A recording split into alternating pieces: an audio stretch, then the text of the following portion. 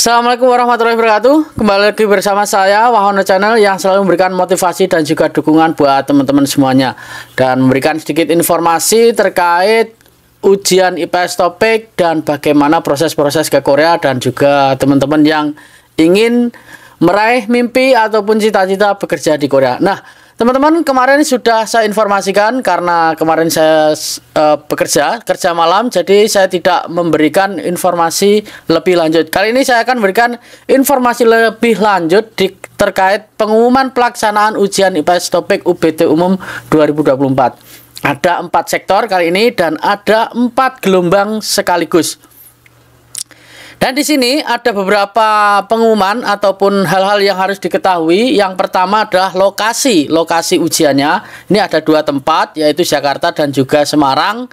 Jadi teman-teman harus cek terlebih dahulu di akunnya masing-masing ataupun di informasi masing-masing teman-teman mendapatkan di Jakarta ataupun Semarang. Nah, ini ada sedikit kejanggalan dari teman-teman yang berada di Jawa Timur itu mendapatkan di Surabaya, yang di Jawa Timur, Surabaya dan sekitarnya, ataupun Jawa Timur berada di Banyuwangi itu mendapatkan jadwal di Jakarta. Ini sangat aneh sekali sebenarnya ya untuk jadwal ini ya.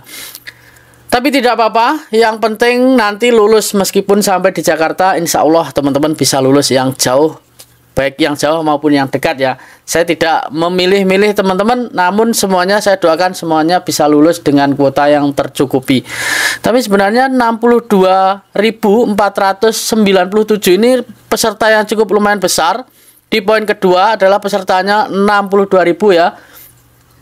Dan kuotanya hanya 7.000, 4.000, dan ada lagi berapa? 293 dan ada juga 101 servis ya. Ini cukup lumayan besar untuk pesertanya dan persaingannya sangat ketat sekali.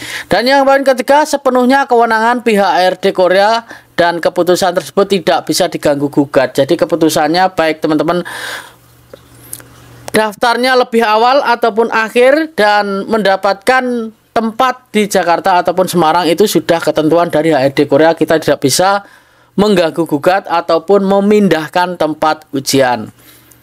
Nomor 4, ini poin nomor 4 ini sangat penting sekali. Nanti akan saya buatkan tutorial sendiri buat teman-teman yang pengen tahu bagaimana cara melihat sesi 1 ataupun sesi 2 dan di mana itu nanti akan saya buatkan tutorial setelah video ini. Daftar peserta ya, daftar peserta dan jumlah atau daftar peserta dan jadwal pelaksanaan ujian IPS topik UBT umum dapat diunduh di link. Nah, link berikut. Mohon yang memperhatikan mohon memperhatikan kesesuaian nomor ujian dan nama masing-masing. Jika terdapat ketidakkesesuaian nomor ujian pada daftar terlampir dengan nomor pada kartu ujian peserta, maka yang digunakan atau berlaku adalah nomor ujian yang tertera pada pengumuman ini. Nah, jika teman-teman pada nomor ujian yang di kartu ujian itu tidak sesuai, namun namanya ada di sini, teman-teman ikut nomor peserta yang ada di link tersebut. Ya, nanti akan saya buatkan tutorialnya.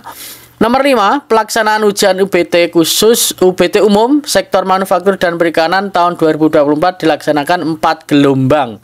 Jadi di sini tidak ada yang namanya sea building juga ya, tapi di sini sudah dijadikan satu sektor manufaktur dan perikanan.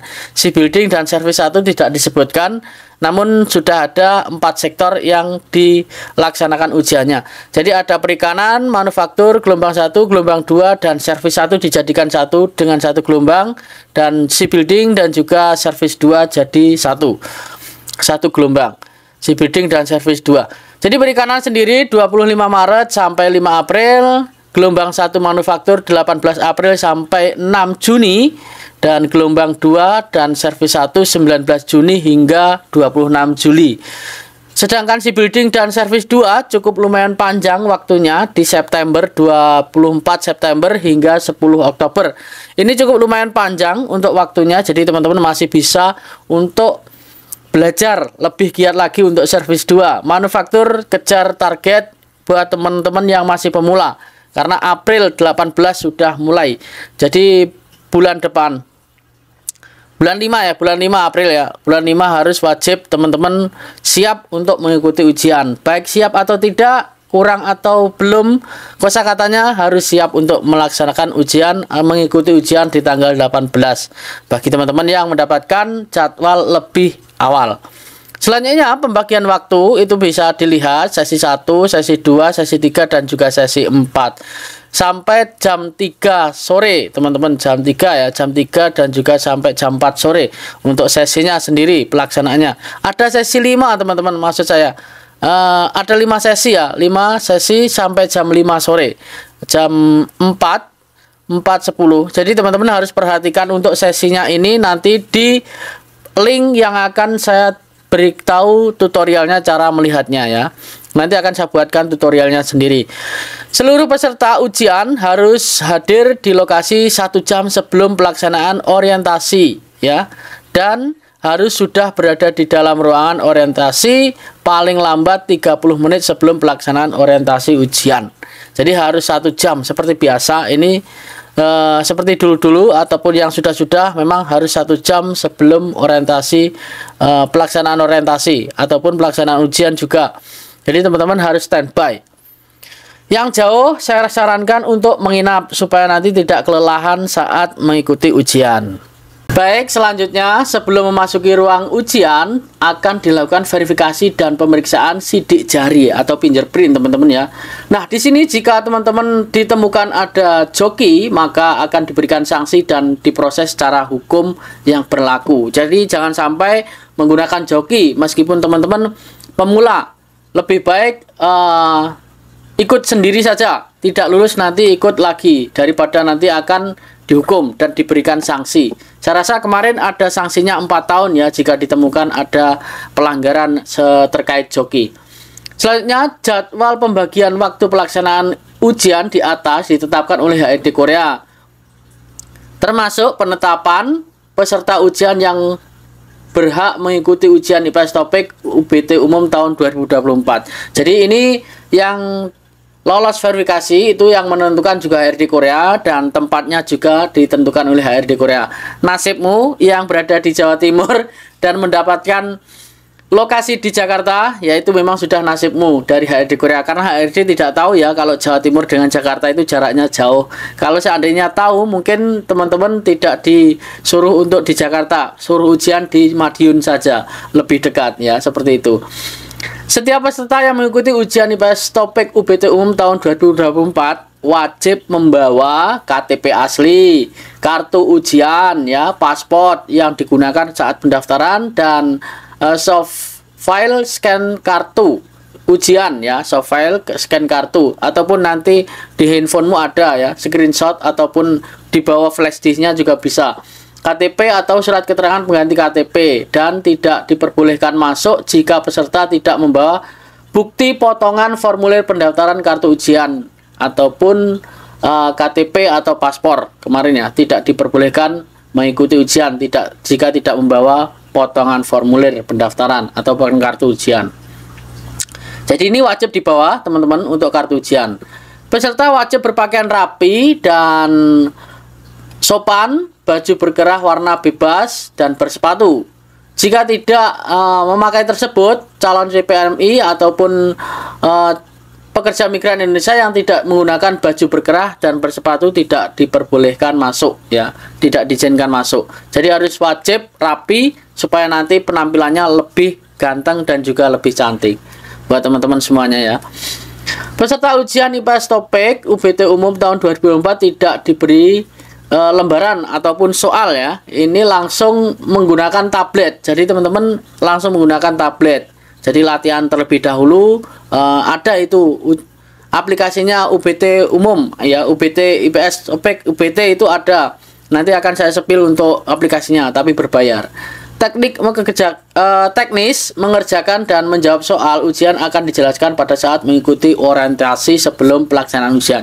Jadi di sini ada petugas, nanti akan teman-teman diarahkan bagaimana caranya mengerjakan, itu nanti akan diarahkan oleh petugas. Jadi saat petugas memberikan arahan jangan sampai teman-teman tidak memperhatikan ya.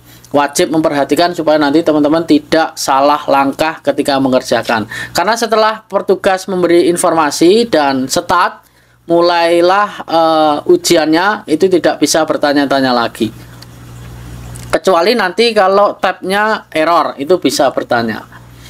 Setiap peserta hanya diperbolehkan mengikuti ujian sesuai dengan waktu dan jadwal yang telah ditentukan. Nah, di sini teman-teman tidak diperbolehkan mengikuti ujian jika pada sesi berikutnya. Nah, ini teman-teman, kalau terlambat teman-teman sudah tidak bisa mengikuti ujian ya. Terlambat 10 menit itu sudah tidak bisa. Terlambat 5 menit atau gimana sudah dilaksanakan ujiannya, itu teman-teman tetap tidak bisa mengikuti ujian di sesi tersebut dan didiskualifikasi, jadi gagal.